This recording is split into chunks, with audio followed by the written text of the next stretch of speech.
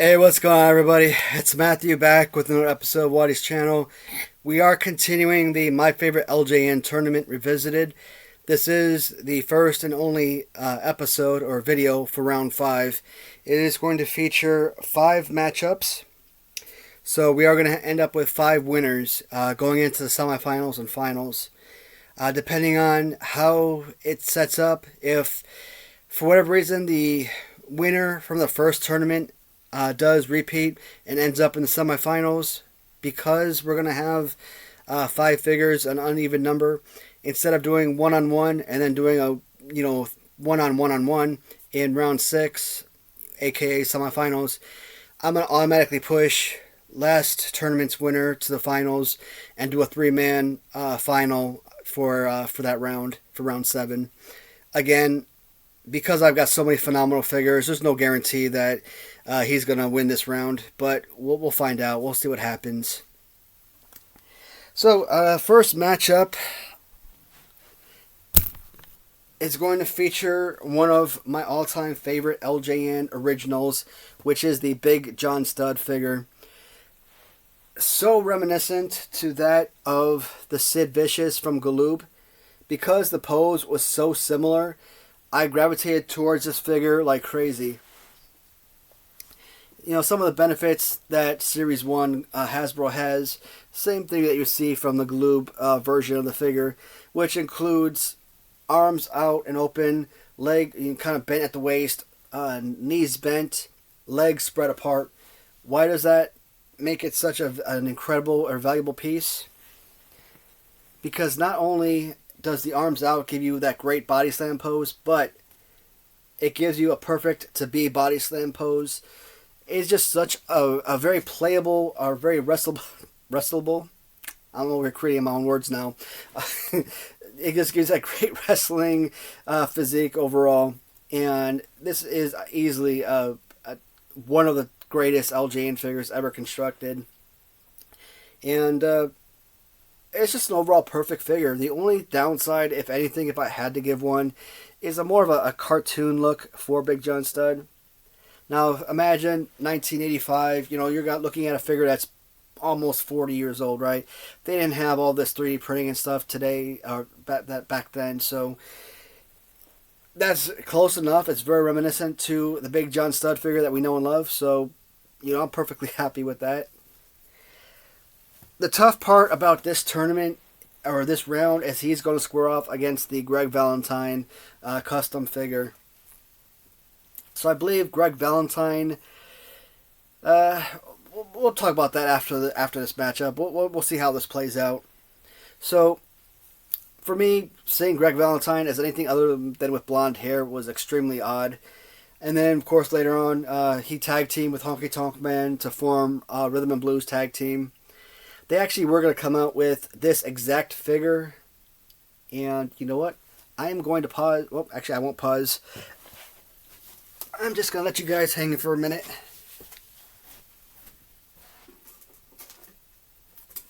So, I haven't been bringing it up, but I've always wanted to. Now, obviously, this is not the real deal. Otherwise, I'd be about $40,000 richer. But the Rhythm and Blues Hasbro version of Greg Valentine. Now, when you look at this figure, they actually took the bubble from an original Greg Valentine, because you can see where the whole hand punch motion is right there. But this is what I'm talking about.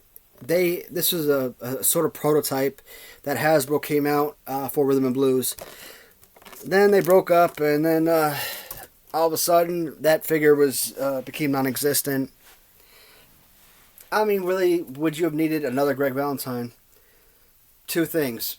You've got a million Hogans and Warriors and Macho Man figures, Undertaker, Bret Hart, Perfect, etc. So having a second Greg Valentine figure wouldn't have hurt. And besides, that right there looks so much better than the original anyways. So yeah, I would have absolutely loved to have had that. Now, from childhood, I had a few Hasbro figures periodically here and there, Series 1, Series 2. Nothing from Series 3. Series 4, we had a few figures. Undertaker, Bret Hart, British Bulldog. From Series 5 onward, nothing. As a kid, the only time we'd know that the figure existed is if we went to like Toys R Us and it was on the shelf or something. But never had anything past Series 5. I didn't know about series or breaking it down. I didn't even know who the manufacturer was. I didn't call them Hasbros as a kid. I didn't know what to call them. Even as an adult, when I wanted to go back into collecting them, I had no idea what they were called, so I had no idea how to find them. I knew if I came across that particular figure, I could look at it and say, hey, even though I never had this as a kid, this is the exact type of model that I had, growing up, so I would know better. And it took me several months to complete that Hasbro collection. And even today, I say I'm complete, but I'm really not. That's a lie. I'm still missing, several key Series 11 figures. So let's see what I'm missing. I'm missing 1, 2, 3 Kid. And I ordered a bunch of customs, which to me would have been fine. I'm okay having a custom figure. It doesn't have to be an original. And they look so much like the original anyways, so I'm cool with having it. The seller in the UK that I bought it from, he was good at communicating and everything, but I mean, it's 10 months later and I still haven't gotten it. And eBay, they only give you like 90 days to get the money back guarantee special. So I'm out of that money, which sucks. Of course, the seller stopped responding altogether. So yeah, that's why I'm not very comfortable, purchasing from sellers in the UK a lot. I mean, I've purchased from a number of people on a consistent basis from the UK, but some people are better to deal with than others, clearly. But again, we're back away from Hasbro, back to the actual LJN line. Because the original Greg Valentine was such an important piece of my overall favorite figures, seeing it in this phenomenal upgrade in custom form with the Rhythm and Blues color scheme, can I really surpass Big John Studd and push him forward to round 6? So, the last tournament, the Greg Valentine figure, the original, because I didn't have this custom, defeated Series 2 Andre the Giant. Even though I consider Andre the Giant to be a better posed figure than Greg Valentine, I still push Valentine over him. So, with Big John Studd essentially being the same figure as Andre the Giant, would it not make sense to push Greg Valentine past Studd, especially since he's a custom figure, he's upgraded, looks spectacular, and still has all of the fighting attributes that make this such a special and unique figure? I am dying to say yes. For the love of God, I want to pass Greg Valentine over Big John Studd, especially with this custom, but I just can't do it, guys. I mean, I just don't know what it is about the Big John Studd figure.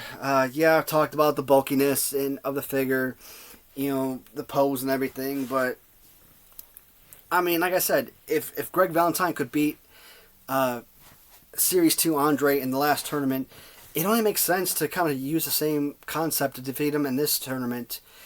But it's not happening. Oddly enough, the original Stud, well, the only Stud I have, did defeat the original Greg Valentine. I think it was round 5 in the previous tournament as well. So, Big John Stud, he eliminated some heavy hitters in that tournament. Starting with round 2, because round 1 didn't really count, which included Series 1 Andre, Custom Hogan in Series 3. Try to look at the shelf to see who he would have topped after that. I'm thinking he may have actually topped Greg Valentine in the 4th round, not the 5th. Maybe. So maybe Greg Valentine in round 4 and then King Kong Bundy in round 5. That would have been a possibility. And then make it into round 6. But so once again, for the second tournament in a row, Big John Studd is pushing forward into round 6. He is going to be a semifinalist, but again, with 10 figures here, you're going to have 5 semifinalists and not 4 semifinalists. So one of the Elite 5 figures going forward. One of the toughest ones, if that wasn't tough enough, is going to feature Kamala against SD Jones. So, SD Jones, I don't believe was a 4th rounder. I think he was only a 4th rounder in my first tournament. He was eliminated by King Kong Bundy in round 4. And this tournament, King Kong Bundy was eliminated by Valentine in round 2. So they never squared off. 1,000,000% SD Jones has a much better pose than King Kong Bundy, but I just got more use out of Bundy, and so I really enjoyed the figure and its width and its heaviness. So I think that's what got me eventually. With these 2 figures, again, you're talking about 2 absolutely perfect wrestling action figures. Everything from weight and bulkiness is there. Not so much on SD Jones as it is on Kamala, but they're 2 perfect figures. So they both have their own specialty. Kamala has an under the chin chop thing, whereas SD Jones has that good, choke slam.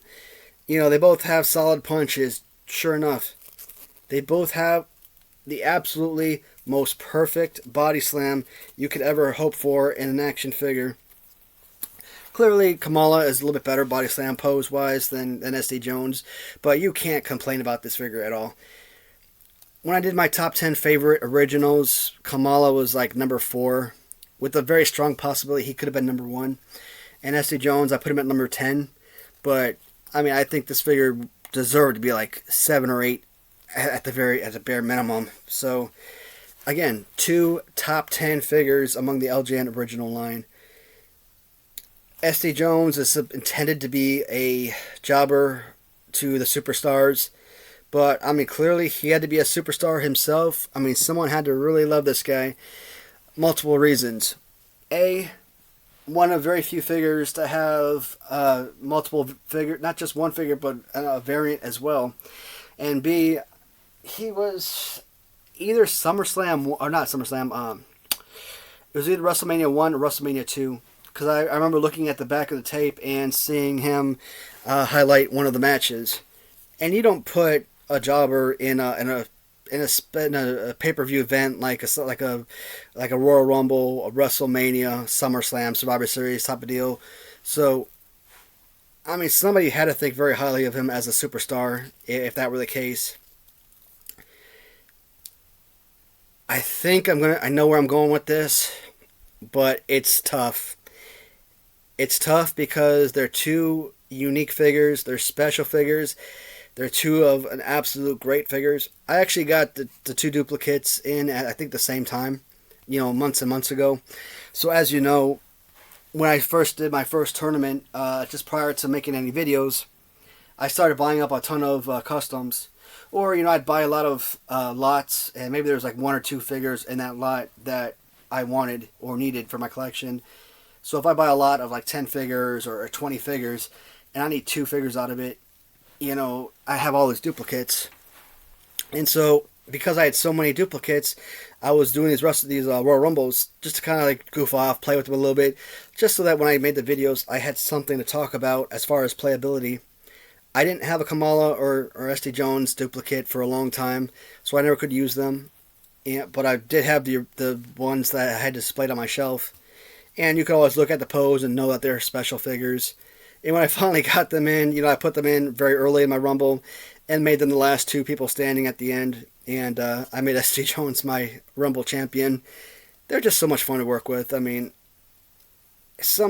doesn't matter how old you are, guys. It's just so much fun to give up on, not give up, but just let the stresses of adulthood just, pass you by for a minute. Just kind of like regress to childhood. Just have some fun once in a while. A lot of adults, they gravitate towards like PlayStation, Xbox, whatever. Even messing around with something like this, I might have been too young to have LJNs as a kid, but it doesn't mean I can't get the pleasure and enjoyment from them as, later on in life. Kamala defeats SD Jones. It sucks to lose this guy, but again, a 5th round elimination an impeccable run for this figure. Absolutely love it. SD Jones, 5 rounds, and he's gone. Kamala joins, original Kamala joins original Big John Stud in the semifinals. The next matchup is going to feature an original Big Boss Man against Volume 2 Ultimate Warrior from Random Treasures. So I had 3 warriors in this competition, and that allowed 3 opportunities for Ultimate Warrior to win the whole entire tournament. 2 of them have already been removed from competition, and one of them, the Wrestling Writer version of this one, was removed from competition in round 3. The significance of that is the first tournament, that Ultimate Warrior made it all the way to the last 4. So he was a semifinalist, and this time getting removed from competition in round 3, you know, it really sucks, because you know how special and how much that Wrestling Writer Ultimate Warrior figure among my collection means. It's among my all-time favorites. So, again, we'll start off with the usual talking points. Accessory definitely helps. Is it the most important piece? No, it's just a great attribute to include. Boss Man, 1,000 times better fighting pose overall. The Boss Man has a lot more bulkiness to the figure, which is great. He does have the knees bent that I've talked about for good body slamming pose, but his legs are not spread apart enough like a Kamala or Big John Stud. So that kind of hurts. The finger point kind of sucks as well. If he had his finger closed and just an overall fist, you know, that would be really solid. Overall paint and color scheme of the figure, absolutely remarkable. A no-brainer, top 10 LJN original figure. Now, the Ultimate Warrior, because the original LJN Warrior was so perfect, you did not need to make a new one. And I got it. A lot of people don't like that orangish, peach skin tone or whatnot that the original Warrior was made out of. I was perfectly content with that figure. Sorry, I've been kneeling on this rug for like 3 hours making all these videos and my knees are killing me. And this, to me, it just wasn't a figure that needed to be made. If you're going to spend $130 on a figure, I wanted something that I didn't already have. But come on, it's the Ultimate Warrior. How do you not get excited about the Ultimate Warrior? Now, when I saw it on the site, sure, you know, I'm like, oh, that's really nice. But, like, I wasn't, like, jumping, you know, over the moon for it. But, I mean, I was ecstatic to get it nonetheless. I mean, it's a beautiful piece. 18 minutes and counting with 2 matchups to go. Like I said, my knees are kind of killing me, so I'm kind of, like, trying my best to rush through this a little bit more than usual. I think I'm going to have to take a seat. Kind of extend my legs a little bit here. Alright, so I think I know where I'm leaning, and I'm thinking everyone else might know where I'm leaning as well. Got this little rooster look going on here. I really love both figures. Like many figures, there really isn't a wrong answer. It would be really nice to have an Ultimate Warrior in the semifinals, just like I had an Ultimate Warrior in the semifinals the last tournament. I just don't know if I could pass on Big Boss Man, though. And this is such a fantastic piece, and it just, I don't want to just raise up a figure and say, hey, this guy's going to move forward, because I mean, I only got a couple videos left. This video and episode 6 and 7, or round 6 and 7, will be compacted into one video. So this video, next video, that's it. And the tournament's over with. I'm excited to complete the tournament, but at the same time, you know, it's going to be bittersweet, because I just get so much enjoyment from bringing out the figures and kind of talking about them a little bit. Not so much a lot of backstory from round 2 onward. It was just mostly centered around the figures themselves. But this one hurts. I am going with Big Boss Man nonetheless. Volume 2 version was really good. I like the original better. I think when I did my top 10 original LJNs, I think I had Boss Man at like number 6, and maybe the original Warrior it's number 7. So I did cherish this one a little bit better. And because I think the original LJN Warrior was better than the Ram Treasures Warrior, it only makes sense to choose that figure to move onward to the semifinals. The next matchup is going to feature from the Raider Nation, the last figure that they have in competition, and he is going to be going against Sid Vicious from Random Treasures.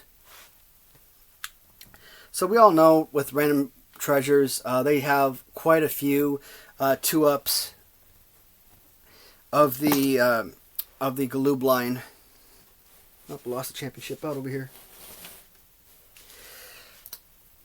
So when I saw the Ric Flair 2-up on their site, I'm like, oh crap, they're doing that? That was so amazing. And the first thing that went to my mind is, where's the Sid Vicious?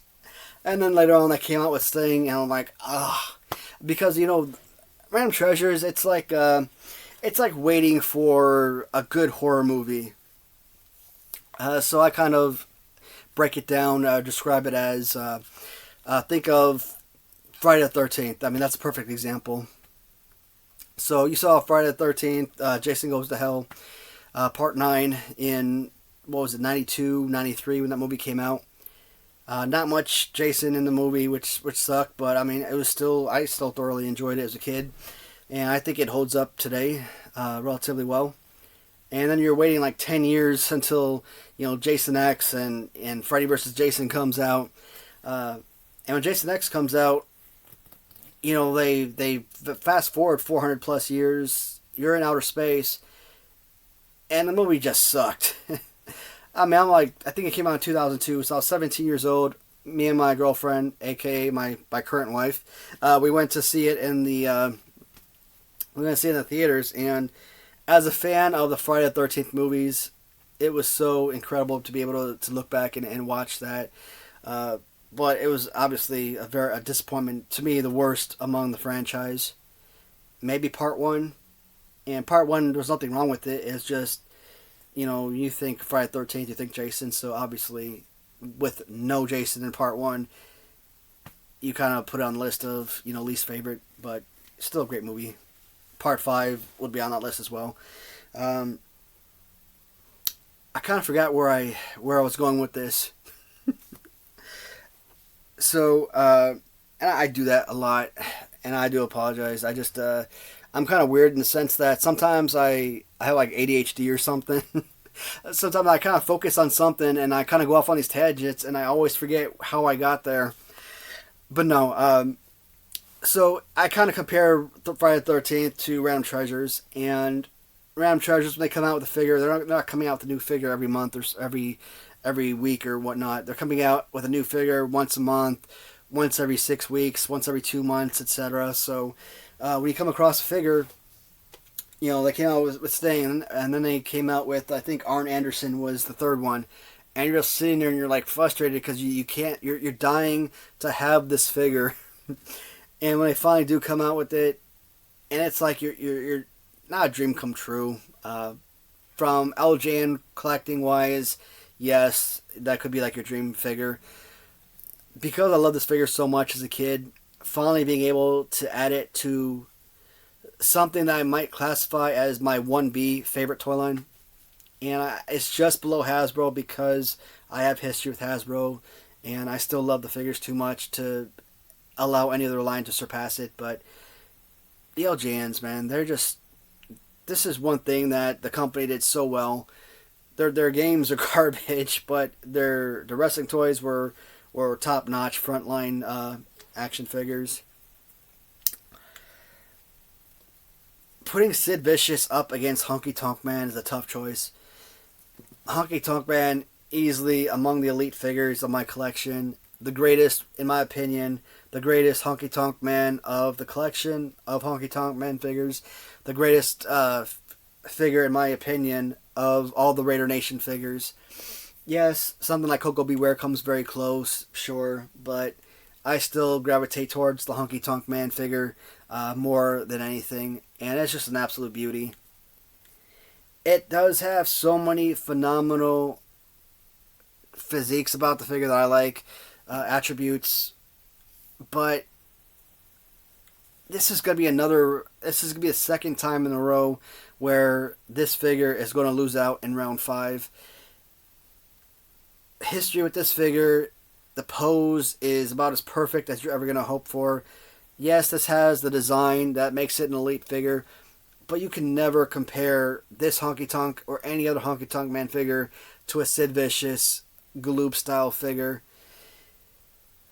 And like I said, Galoob as LJN or Galoob Sid Vicious as LJN, it just makes it the most pristine figure that you'll ever be able to find.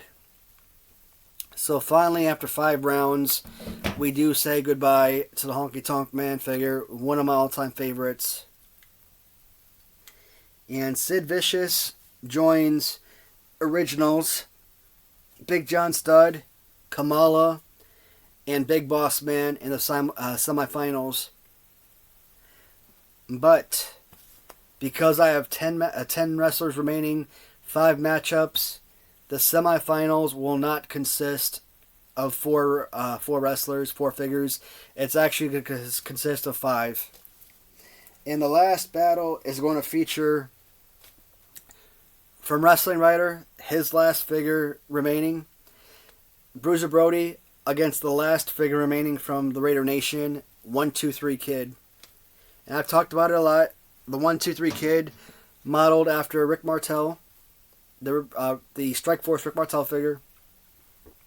An absolutely amazing piece. One that I truly desired. As you know, Doink, Yokozuna, Undertaker, 1-2-3 Kid, the Rockers. I mean, these are some of the characters that I've coveted to become LJN when I started collecting these figures. And especially started collecting all the customs. So, a lot of my customs I acquired while I was in the process of acquiring all of the originals. Sometimes I acquired quite a few customs before I even got the original. And, once I got the original, or once I got the custom, you would think, okay, well, I have that version, so maybe I don't need an original. But me being me, I absolutely had to have the original regardless. And, of course, once the original line was complete, the only way to keep this collection going or being able to still acquire more figures and still get more and more enjoyment from them is to go the custom route. And Random Treasures is amazing. I love that they create their own rubber and create new characters, but you still got the Raider Nation. You still got Robert Jackson. You still got Wrestling Writer. You've got all these other great... I'm trying to think of something else that I acquired from. John Ruggiero, the 1J Rug 79. Not as superb as the rest, but I mean, he does have quite a few absolutely remarkable pieces. 1-2-3 Kid, LJN, thank you so much. But he's got a tough competitor. And like I said, Bruiser Brody in this tournament, no other figure has even come close to matching up with Bruiser Brody as far as competition is concerned. So, just kind of looking at the shelf. Round 1, Bruiser Brody defeated the custom Kerry Von Erich. In round 2, he defeated Abdullah the Butcher. In round 3, he defeated the Ultimate Warrior. In round 4, he defeated Mr. Perfect. So those are all Wrestling Writer figures defeated by the Wrestling Writer, Bruiser Brody figure.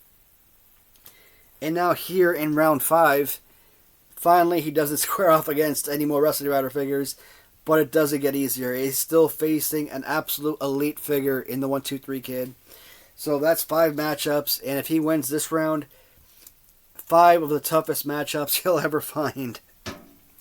Got a little message on here. Got an X out of there. All right, where are we at? 29 and a half minutes. I think overall, I know where I'm going with this, and I think I am going to stick with Bruiser Brody to move forward to round 6. Don't get me wrong, this is still a fantastic piece, but overall design, I think Bruiser Brody does so much better. And because of the whole Greg Valentine pose, it's so much better than Rick Martel. So that was just the final touch on it. To see 1-2-3 Kid in his first tournament, making it 5 rounds, I mean, that's incredible. If I ever do this tournament again, the first time I said I was never going to do it again because I didn't need to, but then I really wanted to come back and redo it again and do it the right way. I was like right smack, not even in the middle. I was like towards the beginning, like round 2, and I'm like already thinking about the third time I do this tournament. If I do the tournament the third time, I'm either gonna write all the names down and kind of pick them out like that. That way, it's very random. You're not just simply selecting figures off the shelf as they sit in order. Or B, I could do it, but I could do it where I'm facing just the originals. That way I'm not going 20 plus videos. But the 20 plus videos, I mean, it's enjoyable, at least for me. I don't know how much everyone else is enjoying it. So right now, today is Saturday, October the 15th. And currently, I think I posted up to episode 101. Let's see. Let me go back to my notes here. Alright, so episode 101. Episode 101 is video 7. Alright, so think about that. This video 7 is currently posted. And this right here is video 24. So I'm way ahead as far as making these videos. And because I'm not posting these videos but every 3 days, another 17 videos, that's 51 days from now is when you'll probably see this video, approximately. I think today's day 2, so tomorrow day 3, and then Monday I'll post the 8th video. So yeah, about 7 weeks from today. Well, 7 weeks for me is when you guys will actually see this video. So that'll take us. Wow, that's gonna take us all the way towards December. Either mid-December, towards the end of December. With one more video, yeah, we'll probably go through December. I'll probably be deployed by then, but I'm gonna, again, if that happens, I will I'll post all these videos and schedule release times, and hopefully that works, and you guys will still be able to see them on schedule.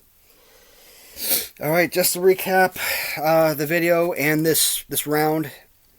Here in round 5, Big John Studd defeated the custom Greg Valentine. Kamala defeated SD Jones. Sid Vicious defeated Hunky Tonk Man. Bruiser Brody defeated the 1-2-3 Kid, and Big Boss Man defeated Warrior, Volume 2. So, that leaves 5 men. Brody, Vicious, Boss Man, Kamala, and Studd, all in the semifinals. And what I talked about earlier, Bruiser Brody was the... I don't want to say that because I don't want to give away any answers. I'll say it. Only because with some amazing figures here that I didn't have here before, things could be different. So there's no guarantees. Like I always say, I don't know who I'm picking until I put them to the camera and start talking about them. Bruiser Brody won my first tournament, and he actually was on pace to lose in the finals. And the very last second, I ended up raising him up as the winner. So, because he won the last tournament, and because there are 5 wrestlers moving forward to round 6, I'm automatically going to push Bruiser Brody forward to round 7, the finals. So, we're going to feature Big John Studd squaring off against Kamala in round 6. And then this Big Boss Man is going to square off against Sid Vicious. So that means in the finals it'll be a 3-man competition to gauge who the winner is going to be. Wow, just kind of looking at what I have left. 5 absolutely amazing figures. Three are technically original. Again, Boss Man comes from Random Treasures, but again, it classified as an original. One Wrestling Writer, one Random Treasures. That's awesome. All right.